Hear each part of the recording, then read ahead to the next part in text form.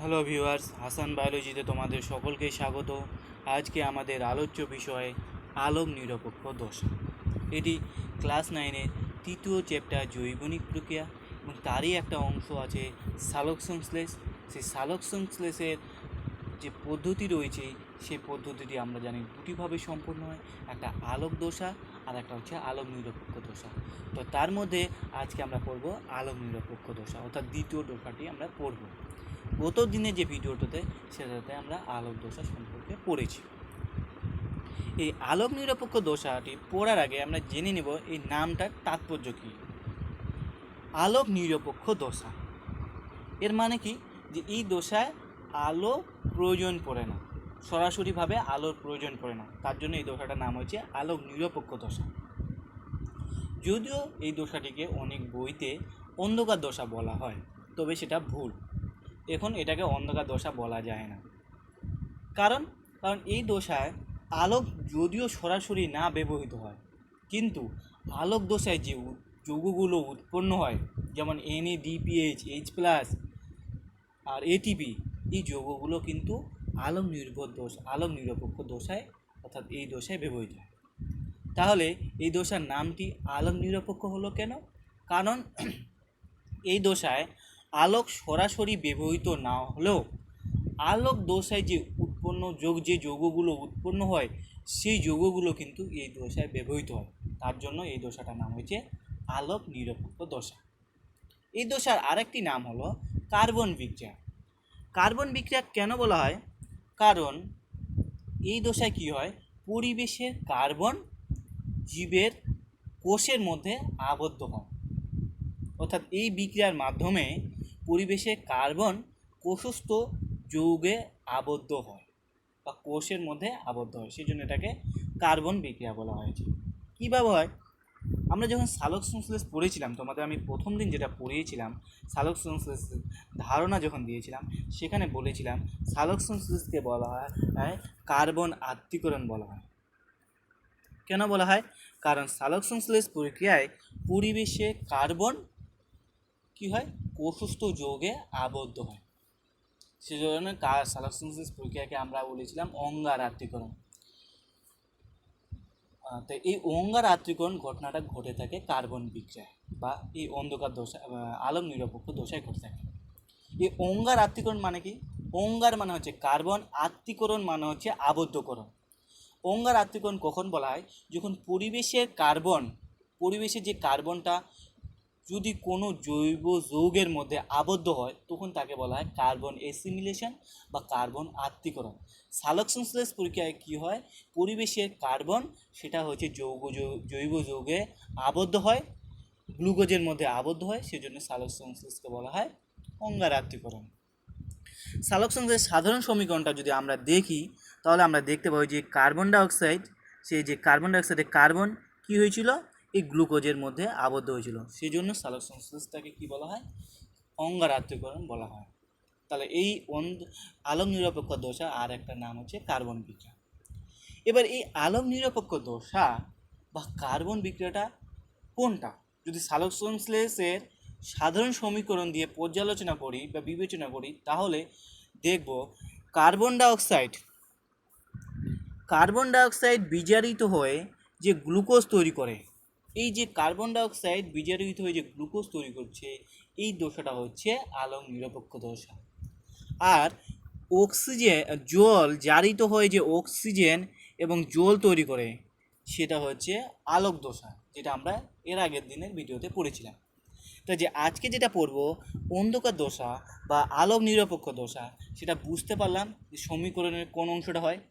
Carbon dioxide বিজারিত হয়ে যে glucose তৈরি করে, সেটা কিন্তু অন্ধকার দশায় ঘটে। এর আগের দিনে আমি বলেছিলাম সালোক সংশ্লেষ বলেছি একটা জটিল প্রক্রিয়া। আমরা যে সালোক সংশ্লেষের সাধারণ সমীকরণটা দেখছি, একটা বাক্যে যে সমীকরণটা দিয়েছি, কিন্তু প্রকৃতপক্ষে সালোক সংশ্লেষ কিন্তু এইভাবে ঘটে না। সালোক সংশ্লেষ কী ঘটে? ধাপে ধাপে ধাপে ধাপে ঘটে। সেই জন্য সালোক সংশ্লেষ পদ্ধতিটাকে আমরা প্রধানত দুটি ভাগে ভাগ করেছিলাম, একটা হচ্ছে আলোক দশা আর একটা হচ্ছে আলোক নিরপেক্ষ দশা। তাহলে সেই আলোক দশায় কী হয়েছিল, জল জারিত হয় অক্সিজেন আর জল তৈরি করেছিল, সেটা হচ্ছে আলোক দশা। আর কার্বন ডাইঅক্সাইড বিজারিত হয়ে গ্লুকোজ যে তৈরি করছে সেটা হচ্ছে আলোক নিরপেক্ষ দশা। তাহলে এই আলোক যে নিরপেক্ষ দশাটা আছে, সেই আলোক নিরপেক্ষ দশা, যেটাকে আমরা নাম দিয়েছি আরও একটা নাম হচ্ছে কার্বন বিক্রিয়া, এই আলোক নিরপেক্ষ দশাটাও কিন্তু বিভিন্ন ধাপে ধাপে ঘটে। অর্থাৎ কার্বন, পরিবেশে কার্বন সালোক সংশ্লেষের বিক্রিয়ায় যখন ওটা গ্লুকোজে পরিণত হয়, ওটা কিন্তু একবারে হয় না, ওটাও ভেঙে ভেঙে ঘটে। তাহলে এই কার্বন ডাইঅক্সাইড বিজারিত হয়ে গ্লুকোজ তৈরি করে, এটাও কিন্তু ধাপে ধাপে ঘটে। এই ধাপে ধাপে ঘটে, এটা পর্যবেক্ষণ করেছিলেন বিজ্ঞানী ব্ল্যাকম্যান। সেজন্য এই বিজ্ঞানীটা আলোক নিরপেক্ষ দশার আর একটা নাম বলা হয় ব্ল্যাকম্যান বিক্রিয়া। এই ধাপগুলো কি কি? অর্থাৎ কার্বন ডাইঅক্সাইড থেকে যে গ্লুকোজ তৈরি হচ্ছে, এটা ধাপে ধাপে যে তৈরি হয়, এটাকে প্রথম পর্যবেক্ষণ করেন 1905 খ্রিস্টাব্দে বিজ্ঞানী ব্ল্যাকম্যান। তার জন্য এই বিক্রিয়া দশাটার আর একটা নাম হচ্ছে ব্ল্যাকম্যান বিক্রিয়া বলা হয়। তাহলে এই ধাপগুলো কি কি হয়? এক নাম্বার ধাপ হচ্ছে CO2-র স্থিতিকরণ এবং পিজিএ গঠন। প্রথম ধাপ হচ্ছে CO2-র স্থিতিকরণ এবং পিজিএ গঠন। দ্বিতীয় ধাপ হচ্ছে পিজিএর বিজারণ এবং ফসফোগ্লিসাইলডিহাইড তৈরি। তৃতীয় ধাপ হচ্ছে RUBP এর পুনঃসংশ্লেষ। আর চতুর্থ ধাপ হচ্ছে গ্লুকোজ। তাহলে কার্বন ডাইঅক্সাইড থেকে যে গ্লুকোজ তৈরি করছে, এটা কিন্তু 4টি ধাপে সম্পন্ন হয়, যেটাকে পর্যবেক্ষণ করেন বিজ্ঞানী ব্ল্যাকম্যান। তার নাম অনুসারে এটাকে বলা হয় ব্ল্যাকম্যান বিক্রিয়া বলা হয়। এবারে আমরা প্রথম ধাপটা পড়ব। প্রথম ধাপে কি হয়েছে? CO2-র স্থিতিকরণ হয়েছে এবং পিজিএ গঠন হয়েছে।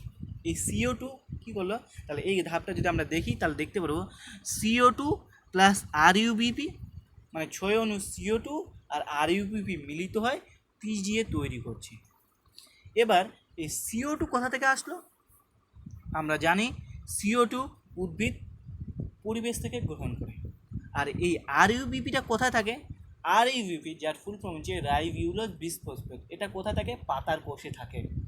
আমরা যখন সালোক সংশ্লেষের উপাদান পড়ছিলাম, এই যে প্রথম দিন আমি তোমাদের যেটা পড়েছিলাম, সেখানে কিন্তু আমরা পড়েছিলাম সালোক সংশ্লেষের প্রধান উপাদান কার্বন ডাইঅক্সাইড, জল, সূর্যালোক, ক্লোরোফিল, ক্যারোটিনয়েড। কিন্তু তাছাড়াও কিন্তু সালোক সংশ্লেষে সহকারী উপাদান হিসাবে আমরা ADP, NADP আর RUBPর নাম পড়েছিলাম। এর মধ্যে সালোক সংশ্লেষে যখন আমরা আলোক দশা পড়েছিলাম, তখন আমরা জল, সূর্যালোক, ক্লোরোফিল ইত্যাদি ব্যবহার করে ফেলেছিলাম, পাশাপাশি ADP আর NADP ব্যবহার করে ফেলেছিলাম। তাহলে বাকি থাকছে কি? CO2 আর থাকছে RUBP। তাহলে এই CO2 আর RUBP এগুলো আজকে মিলিত হবে, মানে অন্ধকার দশায় বা আলোক নিরপেক্ষ দশায় এই দুটো যৌগ ব্যবহৃত হবে। তাহলে বলবো আলোক নিরপেক্ষ দশায় প্রধান উপাদান কি? উপাদান হচ্ছে CO2 আর RUBP, এগুলো ব্যবহৃত হয়। তাহলে CO2 কোথা থেকে পায়? উদ্ভিদ পরিবেশ থেকে নেয়। RUBPর হচ্ছে রাইবিউলোজ বিসফসফেট, এটা কোথা থেকে? পাতার কোষের মধ্যে থাকে। এই RUBP জিনিসটা কি? RUBPটা হচ্ছে রাইবিউলোজ বিসফসফেট, যার পুরো নাম হচ্ছে রাইবিউলোজ বিসফসফেট। এই রাইবিউলোজ বিসফসফেট কি? অ্যাকচুয়ালি এটা হচ্ছে রাইবিউলোজ নামক এক ধরনের শর্করা, অর্থাৎ পাতার কোষে রাইবিউলোজ নামক এক ধরনের শর্করা থাকে। এই রাইবিউলোজ যদি সংকেতটা তোমরা দেখো, সেটা দেখবে C5H10O5। আমরা গ্লুকোজ সরল শর্করা পড়েছি, গ্লুকোজ এক ধরনের সরল শর্করা যার সংকেত হচ্ছে C6H12O6। সেখান থেকে যদি একটা করে ওর মানে কমিয়ে দিই, C5H10O5 হয়, তাহলে ওটা হচ্ছে RUBP, অর্থাৎ সেটা হচ্ছে রাইবিউলোজ। এটা হচ্ছে রাইবিউলোজের সংকেত। এবার কী হয়? এই রাইবিউলোজের সংকেতটাকে যদি আমরা একটু ভেঙে যদি এইদিকে দেখানো হয়েছে একটা, যদিও দেখানোর আগে বলে দিই, এটা তোমাদের লাগবে না, জাস্ট তোমাদের বোঝানোর জন্য আমি দেখিয়েছি। এটা কেউ যদি মনে করো যে আমি পড়বে না, যদি কেউ জানার ইচ্ছে থাকে জানতে পারো। এই রাইবিউলোজের সংকেতটা হচ্ছে গ্লুকোজের যেমন সংকেত, সেরকম যদি ভাঙে দেখি, রাইবিউলোজের মধ্যে কী আছে? এটা 5 কার্বনযুক্ত একটা শর্করা। তাহলে 1, 2, 3, 4, 5টা কার্বন আমরা দেখতে পাচ্ছি। হাইড্রোজেন কটা আছে? তোমরা গুনে দেখবে 10টা হাইড্রোজেন আছে, অক্সিজেন 5টা আছে দেখবে। এর কি হয়? এর 1 নাম্বার কার্বনে, এই যে 1 নাম্বার যেটা কার্বন, এটা যদি প্রথমটাকে যদি আমি 1 নাম্বার কার্বন মনে করি, সেখানে 1 নাম্বার হাইড্রোজেন যেটা আছে, সেই হাইড্রোজেনটা বাদ দিয়ে ওখানে P যুক্ত হয়। আর কি হয়? 5 নাম্বার যে কার্বন আছে সেখানে দেখো হাইড্রোজেনটা কাটা দিয়েছি, কেটে দিয়েছি। সেখানে কী হয়েছে, ওই হাইড্রোজেনটা কেটে দিয়ে ওখানে কী হয়েছে, পি যুক্ত হয়েছে।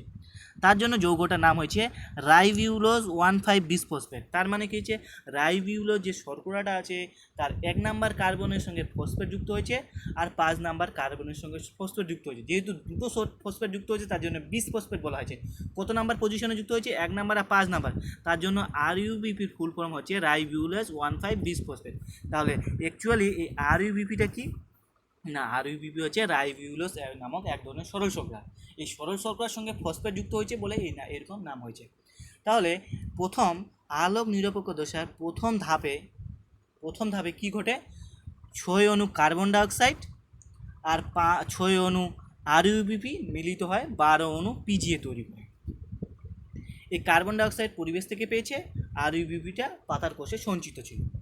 তাহলে এই 6 অণু কার্বন ডাইঅক্সাইড, এখানে দেখবে কার্বনের যদি হিসাব করি এখানে এবারে, তাহলে এই কার্বন ডাইঅক্সাইডের মধ্যে আমরা জানি একটা কার্বন আছে আর RUBPর মধ্যে হচ্ছে 5টা কার্বন আছে। তাহলে এই 5টা আর একটা ছোটা কার্বন মিলে কি তৈরি করছে, একটা 12 অণু PGA তৈরি করছে। এই PGAটা হচ্ছে, যার ফুল ফর্ম হচ্ছে ফসফোগ্লিসারিক অ্যাসিড।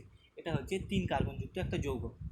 তাহলে সালোক সংশ্লেষের আলোক নিরপেক্ষ দশায় আমরা প্রথমে কি দেখলাম, প্রথম ধাপটাতে দেখলাম কার্বন ডাইঅক্সাইড রাইবিউলোজ উপাদানের যেটা ছিল সেই রাইবিউলোজের সঙ্গে যুক্ত হয়, রাইবিউলোজ বিসফসফেটের সঙ্গে যুক্ত হয়, কি তৈরি করছে, PGA তৈরি করছে, ফসফোগ্লিসারিক অ্যাসিড তৈরি করছে। এবার আরেকটা জিনিস এখানে বলে দিই, এই যে ঘটছে কখন, এই যে ঘটছে, এটা কখন ঘটে, দিনের বেলাতে ঘটে। এটা কখন ঘটে, দিনের বেলাতে ঘটে। এই আলোক নিরপেক্ষ দশা অনেক বইতে যেটাকে অন্ধকার দশা লেখা আছে, অনেকে ভাবে এটা হয়তো রাত্রিবেলায় ঘটে, কিন্তু না, এটা রাত্রিবেলায় ঘটে না। রাত্রিবেলা ঘটবে কেন, এটা দিনের বেলায় ঘটে।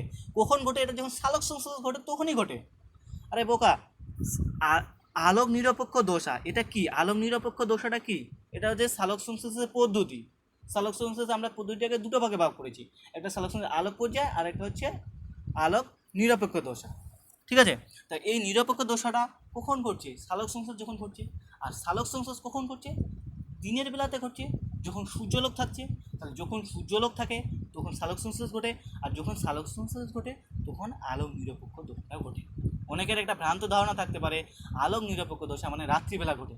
না, এটা রাত্রিবেলা ঘটে না, এটা দিনের বেলায় ঘটে। সালোক সংশ্লেষ যখন ঘটে তখন ঘটে। সালোক সংশ্লেষ কখন ঘটে, দিনের বেলা যখন সূর্যালোক থাকে তখন সালোক সংশ্লেষ ঘটে। কারণ সালোক সংশ্লেষ কেন ঘটে না, সূর্যালোক ছাড়া সালোক সংশ্লেষ হতে পারে না। তাহলে বুঝতে পারলাম আলোক নিরপেক্ষ দশাটা কখন ঘটে, এটা ঘটে দিনের বেলায় ঘটে। আর কোথায় ঘটে যদি বলে তাহলে বলবে এটা ক্লোরোপ্লাস্টের মধ্যে, ক্লোরোপ্লাস্টের স্ট্রোমা অঞ্চলে ঘটে।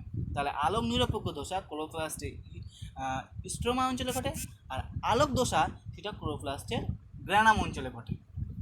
বলে দিলাম এই দুটো মনে রাখবে। তাহলে এটা আমরা কি বললাম, সালোক সংশ্লেষে আলোক নিরপেক্ষ দশার প্রথম ধাপটা পড়লাম, যেখানে আমরা দেখলাম PGA তৈরি হয়েছে, অর্থাৎ ফসফোগ্লিসারিক অ্যাসিড তৈরি হয়েছে। এরপরে আমরা দ্বিতীয় ধাপ করব। এরপরে কী হবে, PGA এর বিজারণ, অর্থাৎ PGAটা যে PGA ফসফোগ্লিসারিক অ্যাসিডটা আছে, দ্বিতীয় ধাপে কী হবে, ফসফোগ্লিসারিক অ্যাসিডটা ভেঙে যাবে। ভেঙে গিয়ে কি তৈরি করবে, ফসফোগ্লিসারিল ডিহাইড তৈরি করবে। ফসফোগ্লিসারিক অ্যাসিড ভেঙে গিয়ে গ্লিসারিল ডিহাইড তৈরি করছে, অ্যালডিহাইড তৈরি করছে এক ধরনের। তাহলে কি হবে, পিজিএটা ভেঙে গিয়ে PGALD তৈরি করবে, PGA ভেঙে গিয়ে PGALD তৈরি করবে।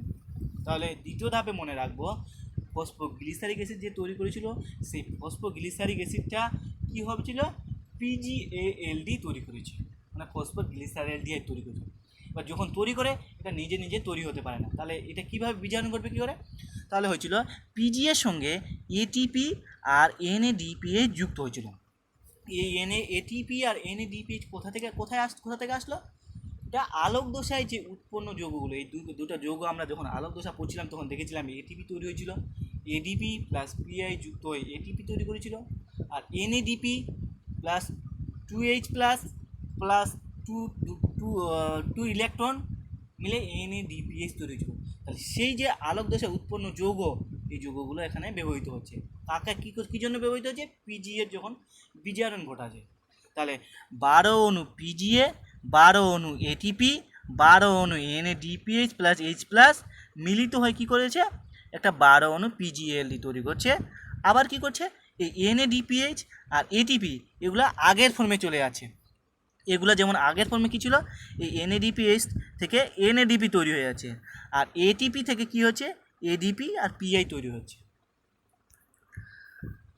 তাহলে 12 অণু পিজিএ থেকে 12 অণু পিজিএ তৈরি হলো, আর এটিপিটা কি হলো, এটিপিটা ভেঙে গিয়ে আগের অবস্থায় তৈরি হলো, অর্থাৎ এডিপি আর পিআই তৈরি করলো। আমরা পড়েছিলাম আলোক দশে এডিপি প্লাস পিআই মিলিত হয়ে এটিপি তৈরি হয়েছে, তাহলে এই এটিপিটা আগের দশায় চলে আসলো। আর এনএডিপিএইচ প্লাস এইচ প্লাস এও কী করলো, আগের দশা চলে আসছে, মানে এনএডিপি চলে আসছে। এরপরে এই এনএডিপি আর এডিপি কোথায় যাবে, এটা আবার পাতার কোষে সঞ্চিত থাকবে। এগুলো তখন কী করবে, পরবর্তীতে যখন আবার সালোক সংশ্লেষ হবে তখন ওই সালোক সংশ্লেষে আলোক দশায় আবার এই এনএডিপি ব্যবহৃত হবে। বুঝলাম।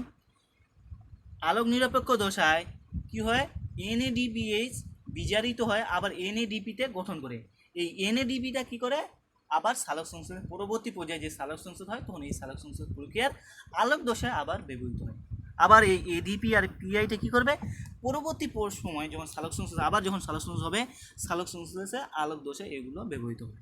তাহলে দ্বিতীয় ধাপটা বুঝতে পারলাম, পিজিএ থেকে পিজিএলডি তৈরি হয়ে গেল। তৃতীয় ধাপ কি, এখানে কি দেখলাম যে 12 অণু পিজিএলডি তৈরি হলো।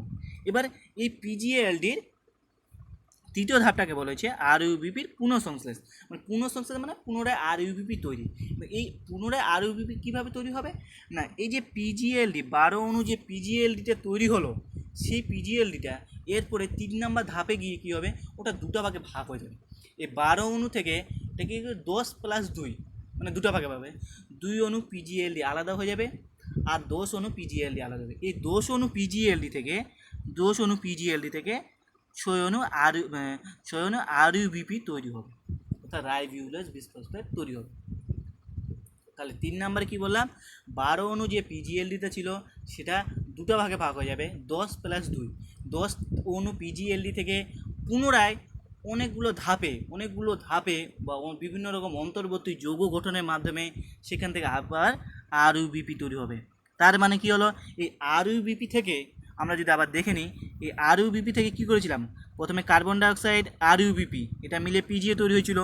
পিজিএ তৈরি হওয়ার পর সেই পিজিএটা ভেঙে গিয়ে তৈরি হলো পিজিএলডি, আবার সেই পিজিএলডি 10 অণু পিজিএলডি থেকে আবার কী হয়েছে, আরইউবিপি তৈরি হয়েছে। মানে এটা একটা চক্রাকারে ঘটছে, যেটাকে কেলভিন চক্র বলা হয়। পরবর্তীতে আমরা দেখবো, এরপরে পড়বো। আর বাকি যে 2 অণু পিজিএলডি আছে, ঠিক আছে, সেই 2 অণু পিজিএলডি থেকে গ্লুকোজ তৈরি করা হয়। তাহলে সেই 2 অণু পিজিএলডি থেকে গ্লুকোজ তৈরি করা হয়। এবার যে চক্রের কথাটা বলছিলাম সেই চক্রটা আমরা এখানে দেখব, ছবি করছি। এবার যদি সেটা দেখি, তাহলে সালোক সংশ্লেষ প্রথম ধাপ যদি মনে করি, তাহলে কী করলো, 6 অণু আরইউবিপি নিয়েছিলাম। সেই 6 অণু আরইউবিপি প্লাস 6 অণু কার্বন ডাইঅক্সাইড, এই দুটো হচ্ছে 1 নম্বর ধাপ যদি মনে করে নিই, এটাকে 1 নম্বর দিই। তাহলে 6 অণু আরইউবিপি 6 অণু কার্বন ডাইঅক্সাইড মিলে কি তৈরি করেছে, 12 অণু পিজিএ তৈরি করেছে। এই 12 অণু পিজিএ থেকে কি হয়েছে, আবার 12 অণু পিজিএলডি তৈরি করেছে। আর যখন 12 অণু পিজিএ থেকে 12 অণু পিজিএলডি তৈরি হয়েছিল, তখন কি হয়েছিল, এটিপি আবার আগের ফর্মে চলে এসেছিলো। এটিপি কী হয়েছিল, এটিপি ভেঙে এডিপি প্লাস পিআই তৈরি হয়েছিল। পিআইটা লিখিনি এখানে, পিআই লিখতে পারো তোমরা, লিখে দেবে পিআই তৈরি হয়েছিল। আর কি হয়েছিল, আবার এনএডিপিএইচ প্লাস থেকে এনএডিপি তৈরি হয়েছিল। তারপরে তাহলে এটা বলবো 1 নম্বর দশা, 1 নম্বর ধাপ। এটা হচ্ছে 2 নম্বর ধাপ বলতে পারি। 3 নম্বর ধাপে কি হলো, 3 নম্বর ধাপ বলতে পারি এটা, যে 3 নম্বর ধাপে আমরা দেখলাম 12 অণু পিজিএলডি, সেটা ভেঙে 10 অণু পিজিএলডি আর 2 অণু পিজিএলডি তৈরি হলো। এই 10 অণু পিজিএলডি থেকে পরবর্তী আবার এখানে দেওয়া আছে অন্তর্বর্তী পদার্থ বা অন্তর্বর্তী যৌগ গঠন, মানে এখান থেকে আবার অনেকগুলো ধাপের মাধ্যমে আরইউবিপি তৈরি হয়। 10 অণু পিজিএলডি থেকে আবার অনেকগুলো ধাপ, অনেকগুলো স্টেপের মাধ্যমে কী হয়, আরইউবিপি তৈরি হয়, যেটা তোমাদের এখন পড়তে হবে না, জাস্ট তোমাদের জেনে রাখতে হবে জায়গাটা। তাহলে 10 অণু পিজিএলডি থেকে আবার অনেকগুলো ধাপের মাধ্যমে কী হয়, 6 অণু আরইউবিপি তৈরি হয়, ঠিক আছে। আর বাকি যে 2 অণু পিজিএলডি থেকে, সেই 2 অণু পিজিএলডি থেকে 1 অণু গ্লুকোজ তৈরি হয়। তাহলে এই যে চক্রটা, এটা কে আবিষ্কার করেছেন, বিজ্ঞানী কেলভিন আবিষ্কার করেছিলেন, এবং বিজ্ঞানী কেলভিন আবিষ্কার করেছিলেন বলে এই চক্রটার নাম হচ্ছে কেলভিন চক্র। কী নাম বললাম? কেলভিন চক্র। বুঝতে পারলাম কেলভিন চক্র। তাহলে তো তোমাদের বইয়ের ছবিটা যদি প্রবলেম হয়, এই ছবিটা তোমরা লিখতে পারো, পেজে কেলভিন চক্রের ছবি এটা, ঠিক আছে। এবার আবার একবার চলে আসবে এখানে। তাহলে আমরা দেখলাম দোষ অণু পিজিএলডি অনেকগুলো অন্তর্বর্তী যৌগ গঠনের মাধ্যমে আরইউবি তৈরি হচ্ছে, আরইউবি তৈরির মাধ্যমে কি কেলভিন চক্রে পুনরাবৃত্তি করছে। তাহলে এই জন্য এটাকে আমরা কেলভিন চক্রের নাম দিয়েছি, যেটা বিজ্ঞানী কেলভিনের নাম অনুসারে হয়েছে। আর একটা হলো গ্লুকোজ সংশ্লেষ বা অর্থাৎ গ্লুকোজ তৈরি। এবার কী করলো, দুই অণু যে পিজিএলডি ছিল, এই পিজিএলডিটা কত 3 কার্বন ঘটিত একটা যৌগ। এটাও একটা মনে রাখতে হয়, কার্বন ঘটিত যৌগ। কারণ অনেক সময় কোশ্চিন থাকে, বললো যে 5 কার্বন যুক্ত একটা গ্লুকোজের নাম দাও, তখন কি বলবে? রাইভিউলোজ বিসফসফেট বা রাইভিউলোজ, এটা 5 কার্বন যুক্ত একটা সরল শর্করা। আবার যদি বলে 6 কার্বন যুক্ত একটা সরল শর্করার নাম দেবো, তাহলে তখন আমরা বলতে পারবো গ্লুকোজ। আবার যদি কোশ্চিন থাকতে এরকম যে 3 কার্বন যুক্ত একটি অ্যাসিডের নাম দেবো, তাহলে কী হয়েছে? ফসফোগ্লিসারিক অ্যাসিড 3PGA, এটা কি 3 কার্বন যুক্ত একটা যৌগ। এরকম শর্ট কোশ্চিন থাকতে পারে, সেই জন্য কার্বন সংখ্যাগুলো তোমাদের পড়ে নিতে হবে। তাহলে এবার গ্লুকোজটা কী হলো, দুই অণু পিজিএলডি থেকে কি তৈরি হবে? গ্লুকোজ তৈরি হবে। গ্লুকোজের সংকেত আমরা জানি C6H12O6, এটা একটা 6 কার্বন যুক্ত একটা যৌগ। এই যে গ্লুকোজটা তৈরি হলো, এই গ্লুকোজটা পাতার কোষের মধ্যে স্বেচ্ছা রূপে সঞ্চয় থাকে। কি বললাম?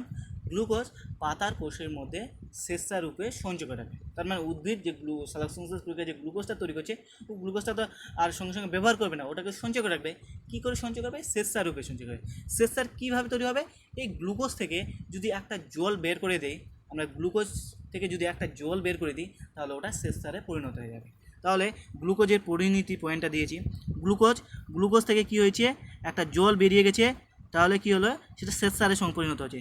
জল মানে কি? H2O বেরিয়ে গেছে, মানে দুই অণু হাইড্রোজেন বেরিয়ে গেছে। তাহলে দুই অণু যদি হাইড্রোজেন বেরিয়ে যায়, তাহলে কী হবে? C6H10, আর একটা অক্সিজেন বেরিয়ে গেছে, তার মানে হচ্ছে C5। তাহলে স্বেচ্ছারের সংকেত কী বলবো আমরা? স্বেচ্ছারের সংকেত হচ্ছে C6H10O5, এটা হচ্ছে স্বেচ্ছার। তাহলে গ্লুকোজ আর স্বেচ্ছার আমরা জানি একই জিনিস, জাস্ট গ্লুকোজ থেকে যদি খালে জল বেরিয়ে যায়, তাহলে ওটা স্বেচ্ছারে রূপান্তরিত হয়ে যায়।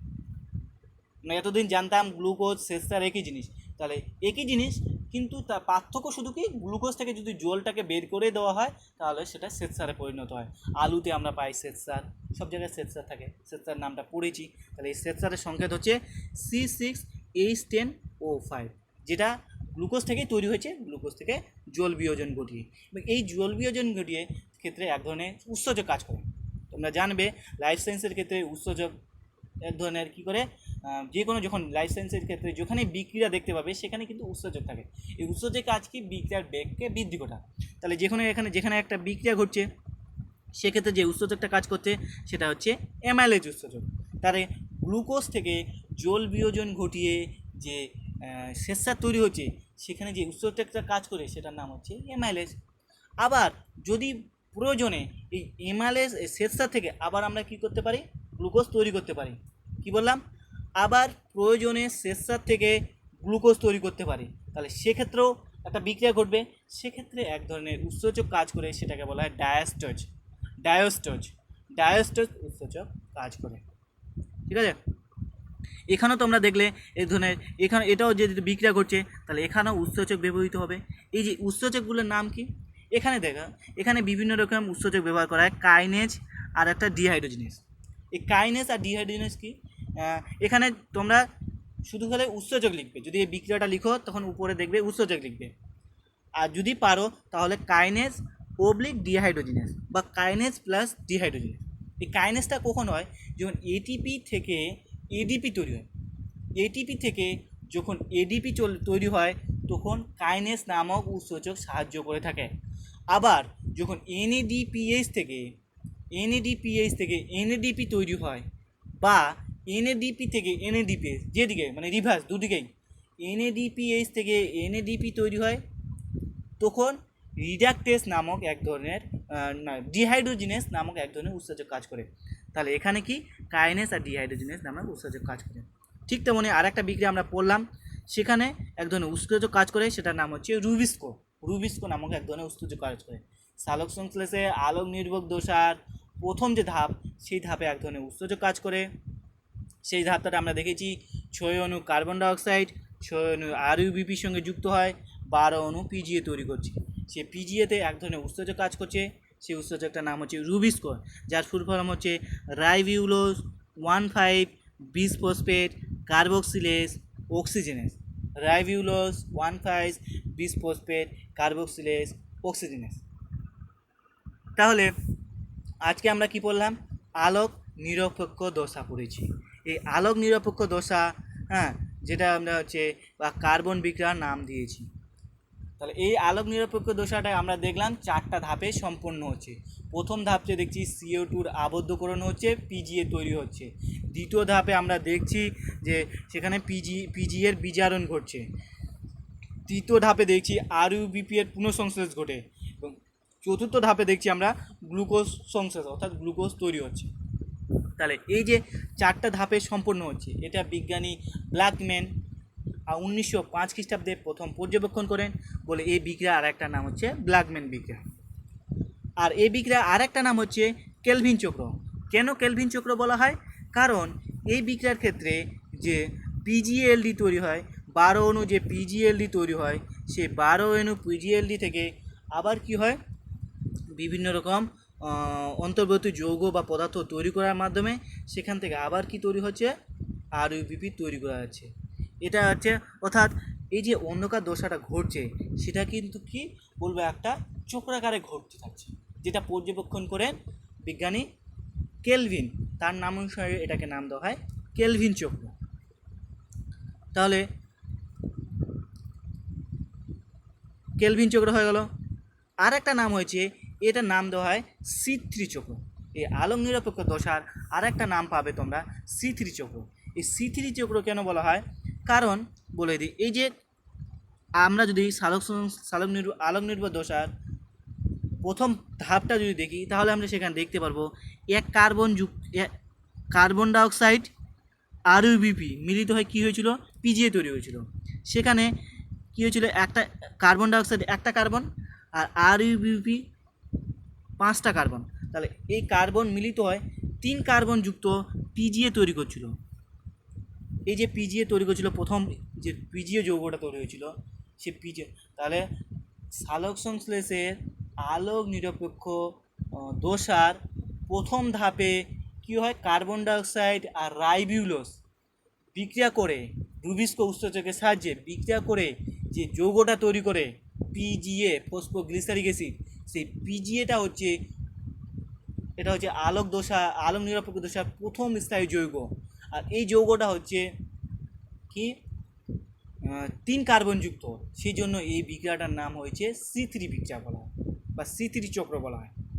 কেন বলা হয় বলবো, সালোক সংশ্লেষের আলোক নিরপেক্ষ দশার প্রথম ধাপে কার্বন ডাইঅক্সাইড রাইভিউলোজ বিসফসফেট অর্থাৎ আরইউবিপি মিলে যে ফসফোগ্লিসারিক অ্যাসিড তৈরি করে, যে যৌগ ফসফোগ্লিসারিক অ্যাসিড যে যৌগটি তৈরি করে, সেই যৌগটি 3 কার্বন যুক্ত হওয়ায়, আর এই যৌগটি সালোক সংশ্লেষের ক্ষেত্রে প্রথম স্থায়ী যৌগ, এবং এই প্রথম স্থায়ী যৌগটি 3 কার্বন যুক্ত হওয়ায় এটাকে কি বলা হয়, এই বিক্রিয়াটার আরেকটা নাম C3 বিক্রিয়া।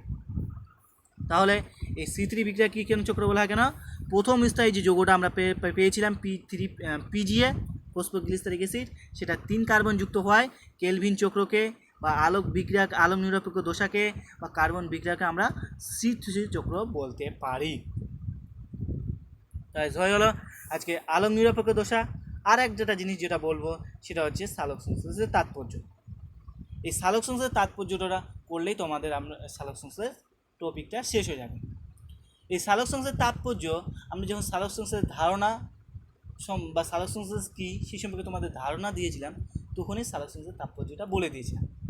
তা আরেকবার বলে দিচ্ছি, পয়েন্টগুলো আজকে বলবো। সালোক সংশ্লেষ তাৎপর্য কী হয়, সৌরশক্তির আবদ্ধকরণ ঘটে এবং খাদ্যের মধ্যে অস্থিতি শক্তিতে রূপান্তরিত হয়। এই পয়েন্টটাকে যদি আমরা বলি, কি বলবো, আমরা জানি যে পৃথিবীতে সকল শক্তির উৎস হচ্ছে সূর্য, একমাত্র সূর্য থেকেই শক্তি পাই। আর একটা জানি যে কোনো দিন শক্তি তৈরি করা যায় না, শক্তির জাস্ট রূপান্তর করা যায়। তাহলে এই যে পৃথিবী থেকে যে পৃথিবীতে যে যত শক্তি আছে সমস্ত শক্তির কিন্তু আধার হচ্ছে সূর্য। আমি যে আজকে কথা বলছি সেটা যে শক্তি পাচ্ছি, সেই শক্তিটা আমি কোথা থেকে পেয়েছি? মানে সেই শক্তিটা আমি উদ্ভিদ দেহ থেকে নিয়েছি, উদ্ভিজ্জ খাবার খেয়েছি, সেই খাবার থেকে পেয়েছি। উদ্ভিদ কী করে? সালোক সংশ্লেষের সময় উদ্ভিদে সূর্যালোকের ফোটন কণাটা শোষণ করে। এই ফোটন কণার মধ্যে কী থাকে? ফোটন কণা মানে কি? উচ্চ শক্তি সম্পন্ন কণা। তার মধ্যে কী থাকে? শক্তি থাকে। তাহলে সেই শক্তিটা সালোক সংশ্লেষ প্রক্রিয়ায় কী হয়? সূর্যালোকের সৌরশক্তি সালোক সংশ্লেষ প্রক্রিয়ায় রাসায়নিক শক্তিতে রূপান্তরিত হয়। সেই রাসায়নিক শক্তি এটিপিতে রূপান্তরিত হয়। আমরা পড়েছি এটিপির মধ্যে আবদ্ধ থাকে। ওই এটিপিটা তখন কী হয়? এটিপিটা খাবার বা গ্লুকোজের মধ্যে আবদ্ধ হয়ে যায়। তাহলে কী হয়? সালোক সংশ্লেষ প্রক্রিয়ায় সৌরশক্তির আবদ্ধকরণ ঘটে, অর্থাৎ সৌরশক্তি রাসায়নিক শক্তিটা অস্থিতিশীল শক্তিতে রূপে আবদ্ধ হয়, খাবারের মধ্যে আবদ্ধিত হয়, খাবারের মধ্যে থেকে যায়। সেই খাবারটা তখন আমরা কী হয়? আমরা ওই খাবারটা বিভিন্ন রকম খাদ্য স্তরের মাধ্যমে মানুষ বা বহু পরজীবীর মধ্যে পৌঁছায়। এটা একটা বলবে, এটা তোমরা ভালো করে পড়বে, তখন আরও ভালো করে লিখতে পারবে, নিজের মতন করে লিখবে। মুখস্থ করা নিয়ে, এখানে মুখস্থ করার কোনো জিনিস নেই, তোমরা যা বুঝিয়ে লিখবে ব্যাপারটা। দ্বিতীয় হচ্ছে পরিবেশে O2 আর CO2 ভারসাম্য রক্ষা। সালোক সংশ্লেষ না হলে আমরা জানতাম যে O2 আর CO2 ভারসাম্য বজায় থাকতো না। কারণ এই আমরা যে প্রতিনিয়ত শোষণের সময় অক্সিজেন ব্যবহার করছি আর পরিবর্তে কার্বন ডাইঅক্সাইড দিচ্ছি, এবং এই কার্বন ডাইঅক্সাইড যদি গ্রহণ না করতো তাহলে পরিবেশে কার্বন ডাইঅক্সাইডের পরিমাণ বেড়ে যেত। উদ্ভিদ কী করে? সালোক সংশ্লেষ প্রক্রিয়ায় কার্বন ডাইঅক্সাইড গ্রহণ করে, ফলে কী হয়? আবার পরিবর্তিত হয়ে কী করে? অক্সিজেন দেয়। তাহলে পরিবেশে O2 CO2 ভারসাম্য বজায় থাকে। গ্লুকোজের স্বেচ্ছা রূপান্তর আমরা দেখলাম এর আগে, গ্লুকোজের স্বেচ্ছা রূপান্তর হচ্ছে এবং বিভিন্ন সঞ্চয় অঙ্গের পরিবহন করছে। এভাবে তোমরা কি সালোক সংশ্লেষের তাৎপর্যটা বই থেকে পড়ে নিজের মতো করে লিখবে। এটা মুখস্থ করার কোনো দরকার নেই। তোমরা যদি সালোক সংশ্লেষ পদ্ধতি বা সালোক সংশ্লেষ যেটা পড়ালাম এতদিন ধরে, এই পুরো বিক্রিয়াটা বা পুরো প্রক্রিয়াটা যদি তোমরা পড়ো বা বুঝে থাকো, তাহলে দেখবে সালোক সংশ্লেষের তাৎপর্য তোমরা নিজের থেকে লিখতে পারছো। এটা কেউ মুখস্থ করবে না, সবাই নিজে থেকেই লিখবে, বানিয়ে লিখবে। তোমাদের বলে দিচ্ছি, সতর্ক করে দিচ্ছি, কেউ বই থেকে মুখস্থ করার কোনো দরকার নেই, নিজের মতন করে বানিয়ে লিখবে, পয়েন্ট ধরে ধরে।